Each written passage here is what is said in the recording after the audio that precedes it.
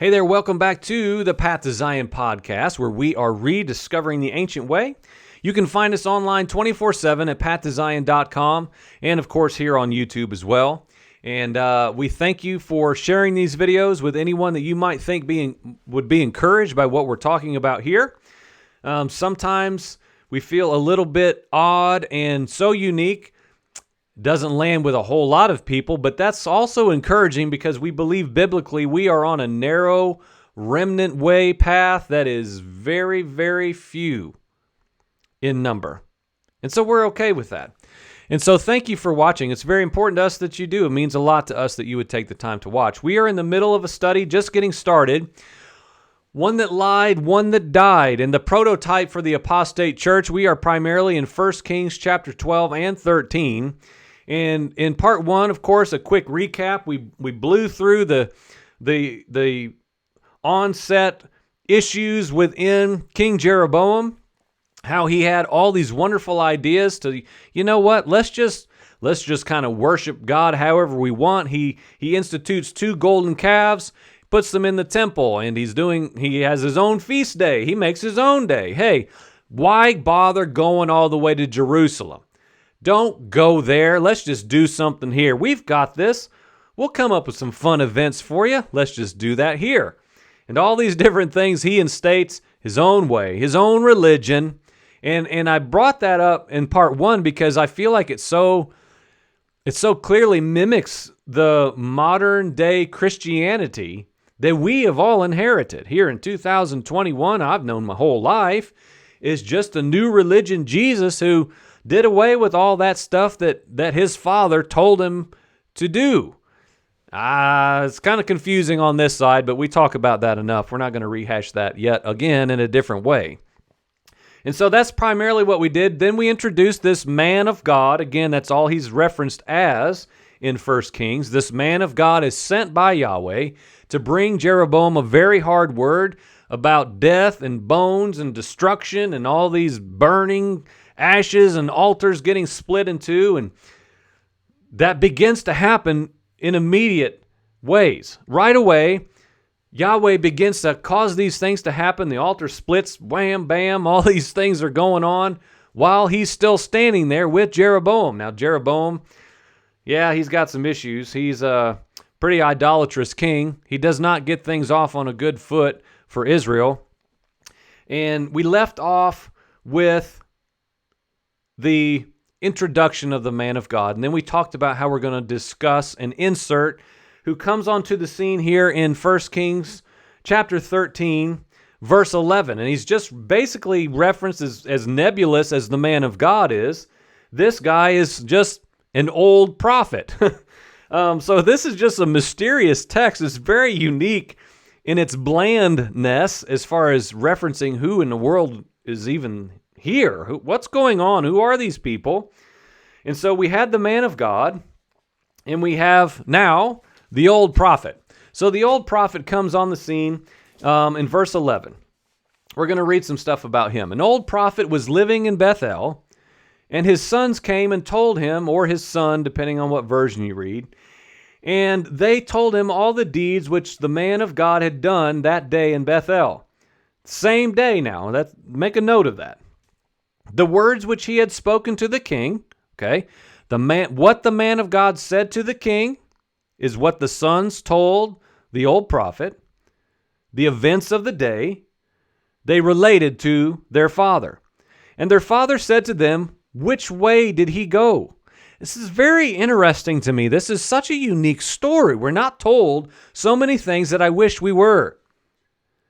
Which way did he go? Why in the world?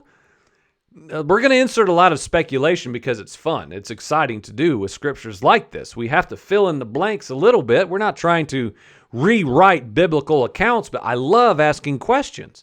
I love studying, saying, why did he say, which way did he go? After hearing the events of the day. Now his sons had seen the way which the man of God who came from Judah had gone.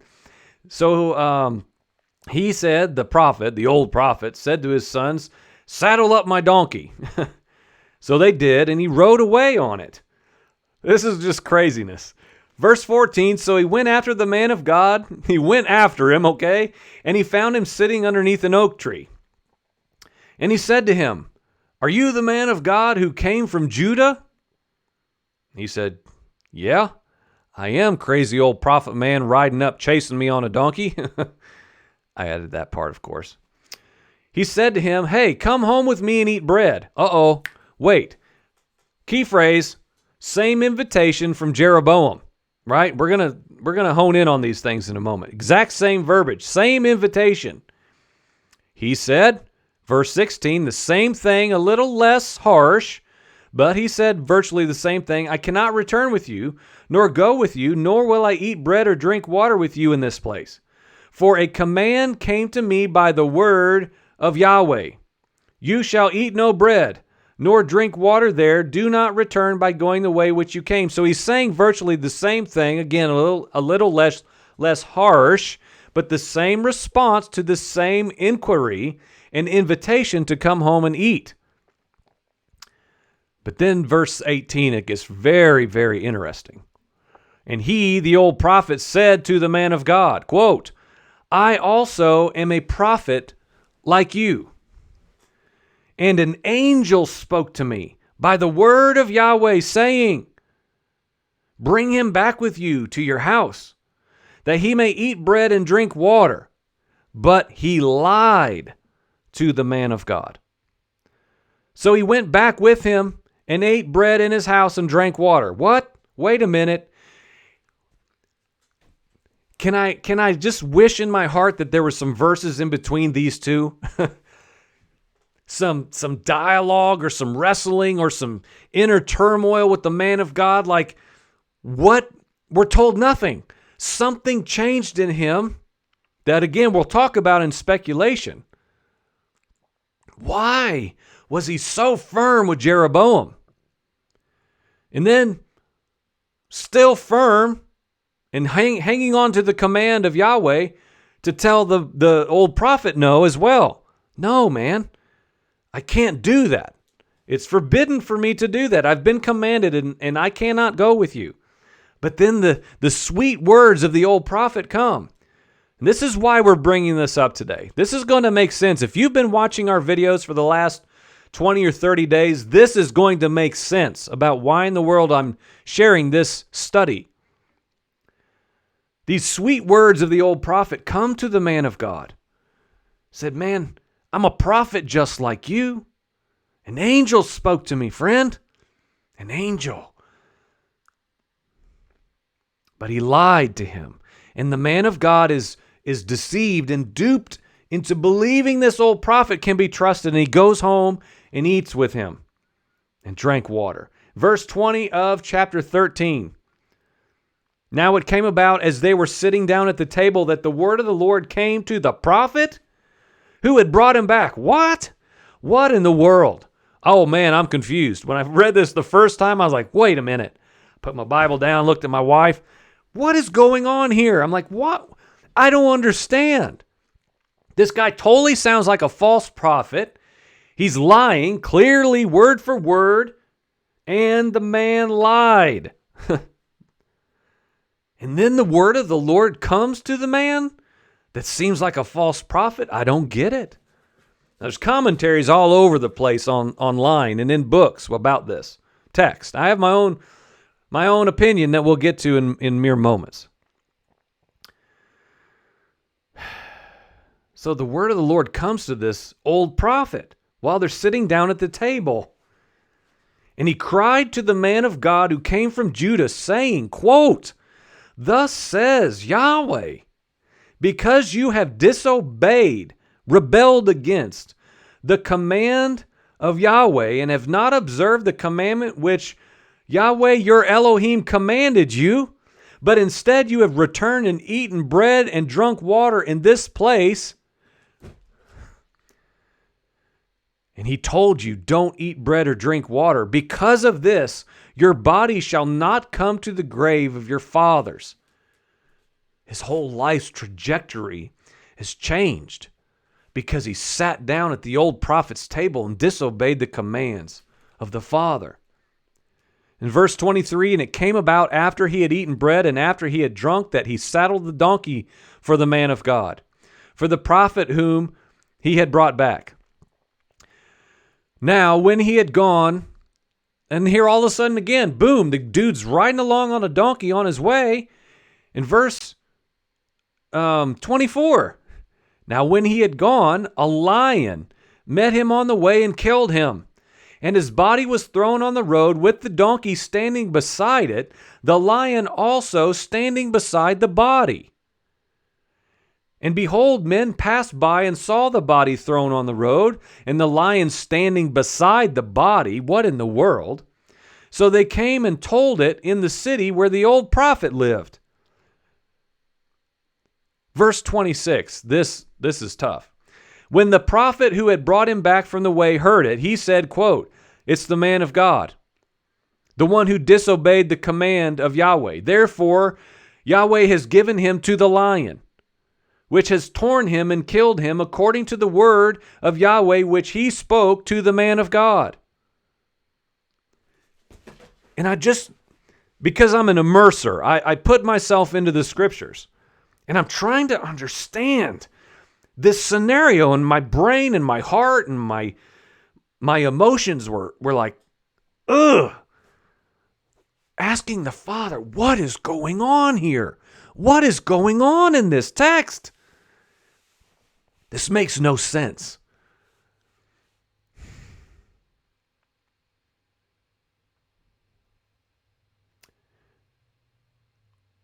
So the man of God, in my opinion, in his arrogance, says, oh yeah, that's the man of God who disobeyed the commands of Yahweh.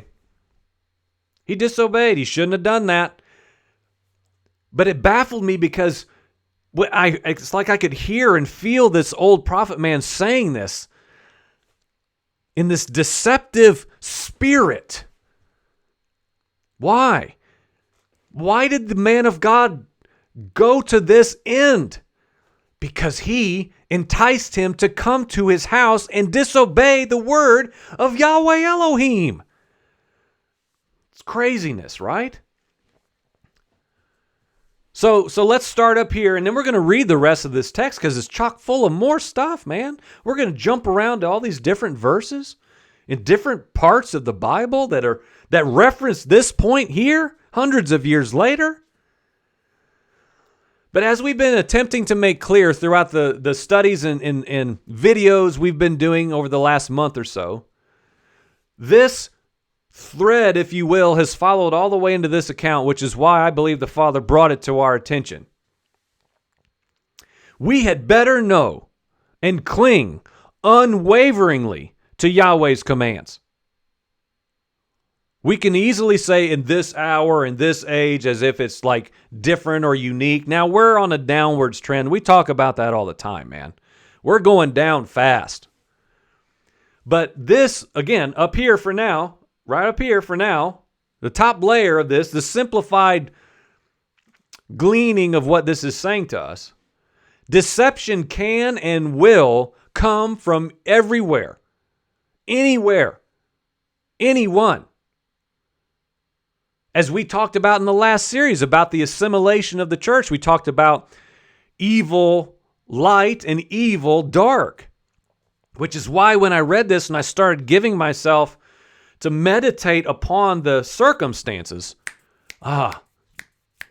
this is another way to say scripturally what we've been saying in other areas scripturally, culturally. Modern day Christianity age that we live in that is being sucked into and swallowed up into the whole one world governmental religion.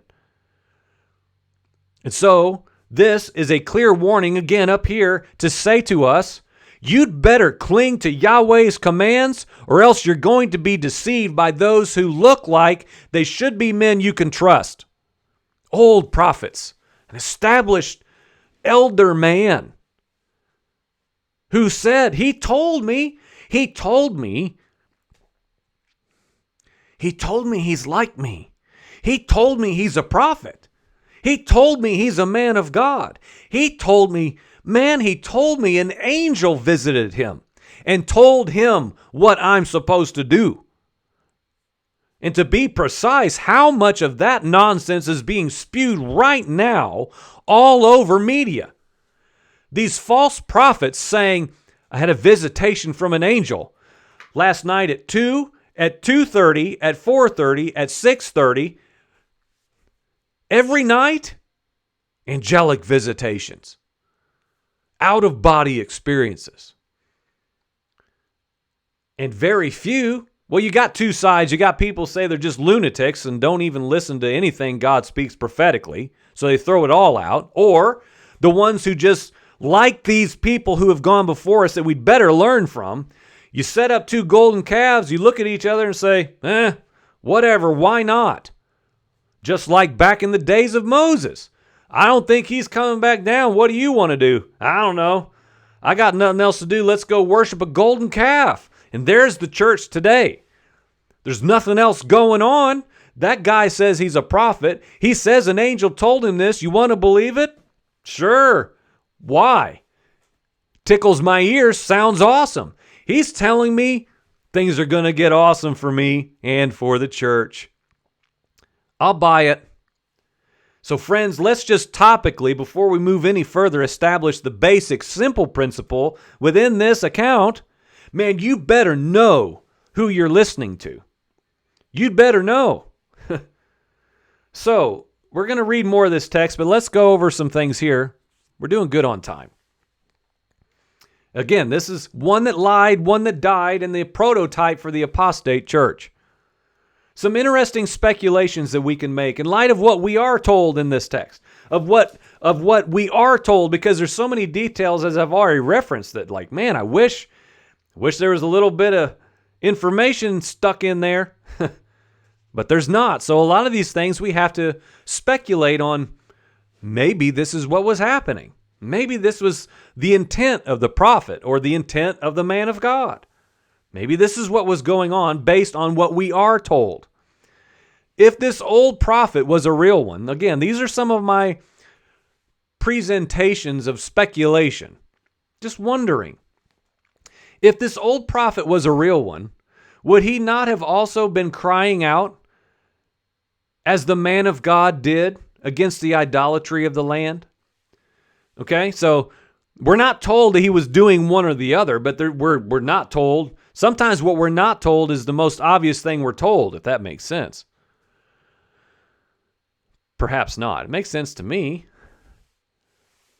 We're not told that this old prophet that was in Bethel was crying out against all this ridiculousness in the temple that Jeroboam was instating.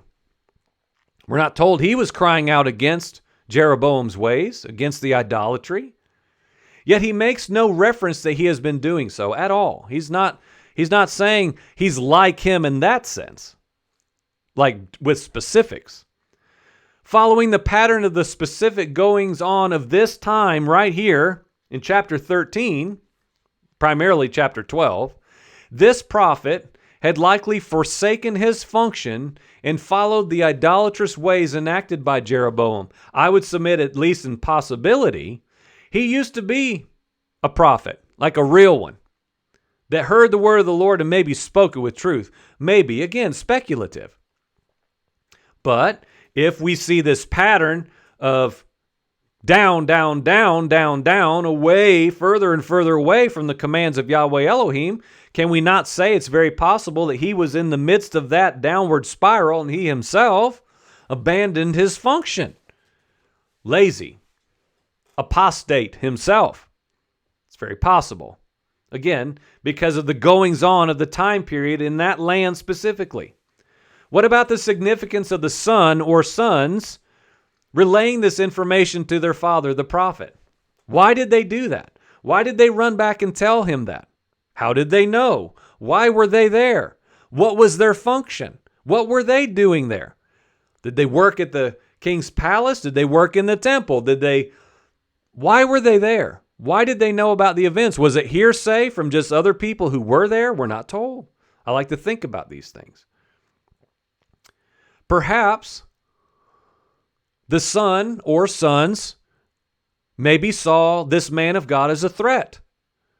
Maybe they had a business that would be affected, like we see in the scriptures, even into the New Testament accounts, where the false pagan idolatrous people peddled their services for gain. Maybe they saw this man of God as a threat. Maybe they saw him as a personal threat. Maybe they were considered prophets. As a son of the prophet, that would have been something back then, very possible. Maybe they too were prophets considered. And they saw this man of God coming in and coming against the ways of the king and speaking a prophetic warning, and signs and wonders are happening right away. Maybe he was a threat. So they wanted to, in a juvenile sense, they wanted to go tattle on him. Tell their dad, hey, Dad, this guy's in town. He's shaking things up. It's not looking good for us. I don't know. Who knows? Why did the man of God so harshly deny Jeroboam's enticing offer? His verbiage was hard. He's like, dude, I don't care if you give me half your house. I'm not coming over. I don't care what you offer me. I'm clinging to the commands of my father.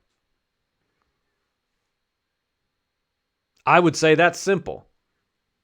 Jeroboam was easily identifiable as evil, opposing Yahweh's ways, his commands.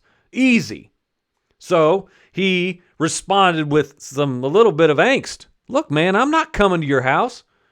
Give me half your house. I'm not coming. Why? Blatantly obvious, easy to call out Jeroboam as one who opposed the commands of Yahweh. Yet the prophet, not so easy, not so obvious. And sadly, this man of God lacked discernment. He lacked the discernment to see that the old prophet, although he identified with him, as we'll get to in just a minute, he failed to realize that even the old prophet himself was luring him to be deceived and leave the commands of Yahweh Elohim. Sound like the Garden of Eden to anyone else? I would say that has some touches of that account in it. Some key points that went unnoticed and undiscerned by the man of God that we can learn from. As we think about who we give ourselves to, who we listen to, who we watch, even this here. If I start spewing heresy and things that contradict the Word of God, burn this channel up and never come back again. That should be our serious soberness. So, some key points that we see that the man of God failed in. The prophet told him these things. I just named 5 things that should have been some things that gave some discernment opportunities to the man of God, but he just missed.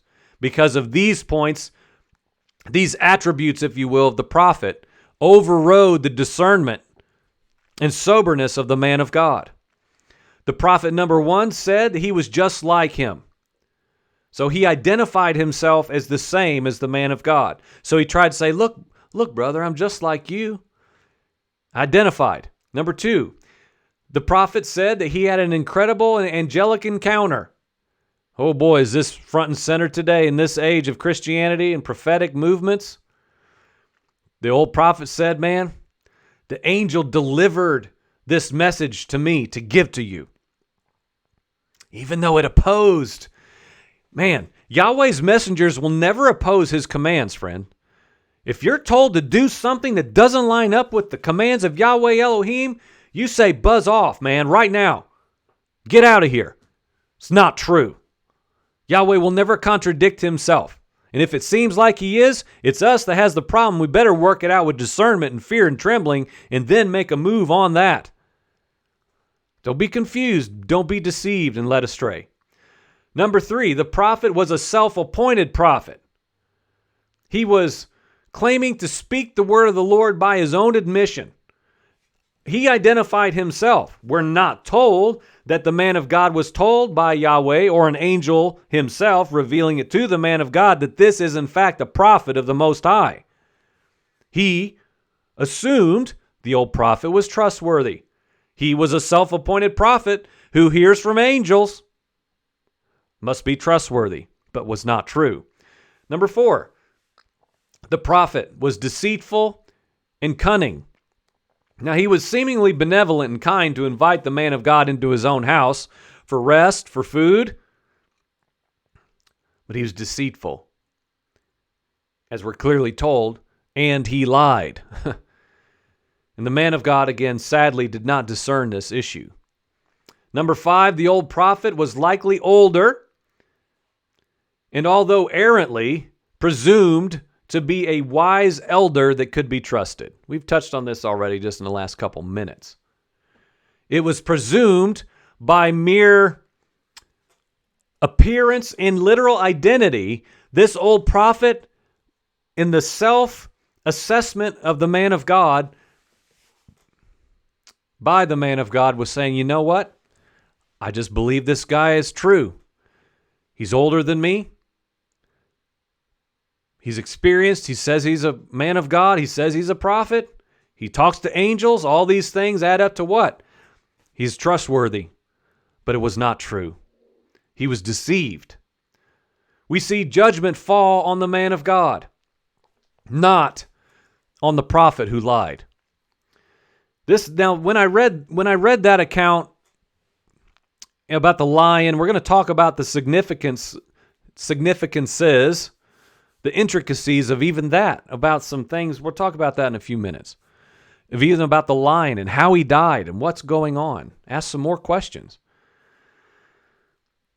It doesn't seem fair, right? It doesn't seem fair that this prophet would come, deceive the man of God who's there to deliver the word of the Lord, to bring cleaning to the house of Yahweh, and repair and undo and bring and tear down the ways of the evil king. He's deceived, lied to, and he dies. What? This doesn't seem fair. Doesn't seem righteous at all. Doesn't seem like how a God of justice would treat his man. But I was reminded of Uzzah. Taught on this before years ago. How Uzzah grabbed the ark that housed the holy, perfect presence of Yahweh Most High. Died. The oxen see the hay or whatever it was in the barn beside them as they're going down. He looks to the right. The oxen look. The cart shifts. The ark of the presence of the Most High begins to fall. And Uzzah, as any one of us would rightly do, tries to keep the presence of God from hitting the dirt. And as he does so, he's struck dead the very moment that it happens. Is that fair? What's fair? We don't understand. We don't understand the presence, and we don't understand the commands of the Most High. We do not understand them. We have exalted ourselves above them, and we justify every single thing we do. And say, surely God wouldn't be that hard. Surely he wouldn't be that hard and just. Accounts like this, friends, show us the severity of the commands of Yahweh Elohim.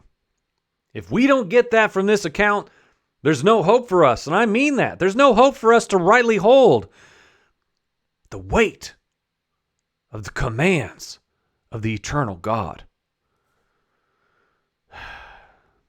Judgment fell on the man of God. There's no way around it. The prophet walked away. Please note that we see God's righteous judgment executed with precision. And then we're going to bring this part to a close. The body of the man of God was not devoured. Think about this circumstance now. We don't have time to read it again, but the lion kills the man of God and sits down beside the dead man and the donkey he was riding upon, in the middle of the city, on the street. A lion sitting down beside the dead man and his donkey. The body of the man of God was not devoured. He ended up being buried. We're going to get to this stuff later. I don't even want to get to that because I've got to read it first. The things that Yahweh God does, that he carries out, do not have to make sense to our just lowly minds. We don't have to understand it, but we had better bow our knees to it and say, your ways are right. Your ways are perfect. Whether I understand them or not doesn't much matter. So friends, out of this part, and then we're going to move into part 3 right away. In this series, One That Lied, One That Died, and the prototype for the apostate church, we had better get through our minds from this part specifically. You better know who you're trusting. You had better know who you're listening to. Your pastor, your teacher, your leader, your priest, your prophet, your Bible study teacher, your YouTube videos. You better know who you're listening to. Because a favorable word and a tickling of the ears is going to leave a lot of people dead in the streets from breaking the commands of Yahweh Elohim. We better be people of discernment. I don't care who we are, where we've been, or how much we think we know. We'd better be careful that we are men of discernment in this age, in this hour especially, to hear the word, the commands that we have been given, we better do them. Unwavering. I don't care who comes. If somebody comes with a differing word, we're going to talk about that in the next part. Whoever comes with a differing word, I've got no ear for you, brother. I've got no ear for you. I've got no space for you in my life. I don't want to hear it. If it disagrees with the eternal commands of Yahweh Elohim, I don't want it. We need to be that set. We will be tested and tried, just like this man of God that I really do have compassion for. He was done wrong. He was deceived. But you know what? So was Adam and Eve. Made it all the way down to me and you. We have a choice. We have a choice to what voice we listen to. May it be Yahweh's and His alone. You've been watching the Path to Zion podcast and listening if you're online at pathtozion.com. Send us an email. pathtoZionPodcast@gmail.com is the way to do it. Thank you so much for watching today. We've got probably 2 more parts of this study. You're going to want to tune back in. Let's take a quick peek at what we're getting to next. Oh, man, we're more about this prophet. We're going to jump over to 2 Kings, man. We're going to go into the future 340 years. It kicks back and references this point that we're reading in chapter 13 of 1 Kings. It's awesome. Make sure you come back for the 3rd installment of this series, One That Lied, One That Died, in the prototype for the apostate church. You have been watching the Path to Zion podcast. We're rediscovering the ancient way. Amen.